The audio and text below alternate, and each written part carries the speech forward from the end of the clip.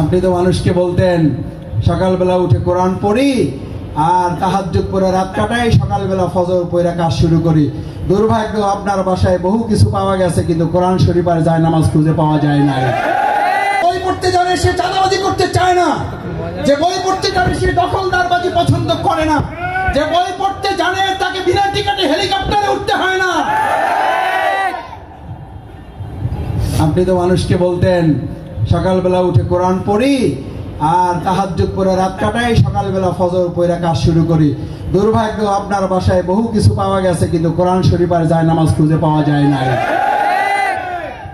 আমাদের অনেকে বলছে মাসুদ ভাই কয়েকবার খুঁজতে গেছি, ব্যর্থ হয়ে ফিরে আসছি। আফসোস করে কেউ কেউ বলছে মাসুদ ভাই ওই জায়নামাজ আর কোরআন শরীফ খুঁজতে গিয়ে আমি কিছুই নিয়ে আসতে পারিনি, ওইটা খুঁজতে গিয়ে দেখি যে সবাই সব নিয়ে চলে গেছে। আমি বললাম যে ভাই পাইলেন না কেন? কয় আমি তো খুঁজছি কোরআন শরীফ, আমি তো খুঁজছি জায়নামাজ, কিন্তু ও যে জাতির সাথে এত বড় প্রতারণা করেছে এটা তো জানা ছিল না। আমি নিজেই শেষ পর্যন্ত প্রতারিত হয়ে ফিরে আসছি।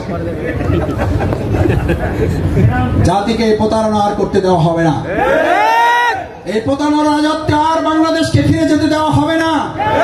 এটা থেকে বাঁচার উপায় হচ্ছে আমরা প্রত্যেক পরিবারে নিজেরা বই কিনবো, আমার স্ত্রীকে শাড়ি চুড়ি গহনা উপহার দেব, তার সাথে একটা বই উপহার দেব।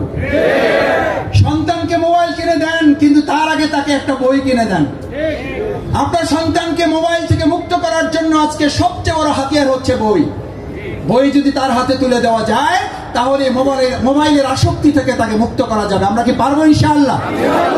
সবশেষ আহ্বান হচ্ছে, আপনারা যেহেতু এখানে ক্রেতা বিক্রেতারা আছেন, আপনাদের ধৈর্যচ্যুতি ঘটাচ্ছি না। আসুন সম্মানিত ভাই বোনেরা, পাঠক পাঠিকা বৃন্দ, আমাদের বিশেষ করে লেখক, ঔপন্যাসিক, সাহিত্যিক, কবি যারা এখানে এসছেন, যারা এই সুন্দর আয়োজন করে লাইব্রেরি পরিচালনা করছেন, আমি আপনাদের জন্য আল্লাহর কাছে দোয়া করি আল্লাহ তাআলা আপনাদের এই আয়োজনকে বরকতপূর্ণ করুন, সমস্ত বালা মুসিবত থেকে হেফাজত করুন।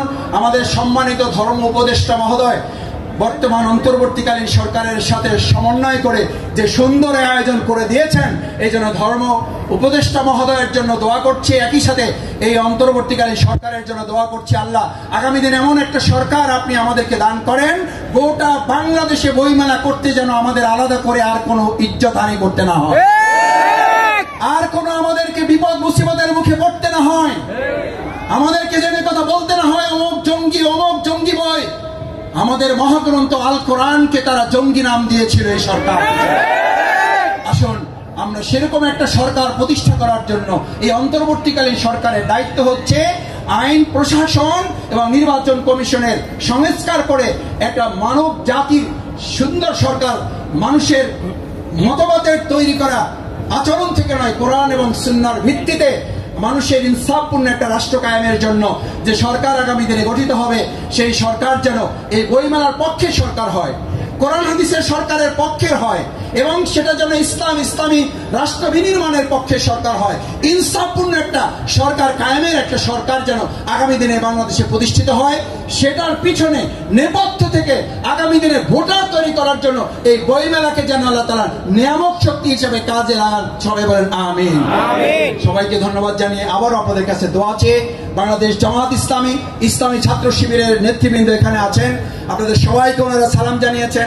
আপনাদের বিরক্তির উদ্রেক ঘটবে সেই কারণে আমরা সকলের বক্তৃতা আপনাদের কাছ থেকে শুনাইনি। ওনারা আমার চেয়ে ভালো কথা বলতে পারতেন, আমি ওনাদের সকলের পক্ষ থেকে দুর্বল কিছু কথা আপনাদের সামনে তুলে ধরেছি। আমরা আপনাদের সাথে ছিলাম, আমরা আপনাদের সাথে আছি, ভবিষ্যতেও আপনাদের এই ইতিবাচক সকল কর্মকাণ্ডে পাশে থেকে আপনাদের পিছনে যা যা করা দরকার আমরা সবটুকু করব ইনশাআল্লাহ। আসসালামু আলাইকুম ওয়া রাহমাতুল্লাহি ওয়া বারাকাতুহু। অসংখ্য ধন্যবাদ জানাচ্ছি।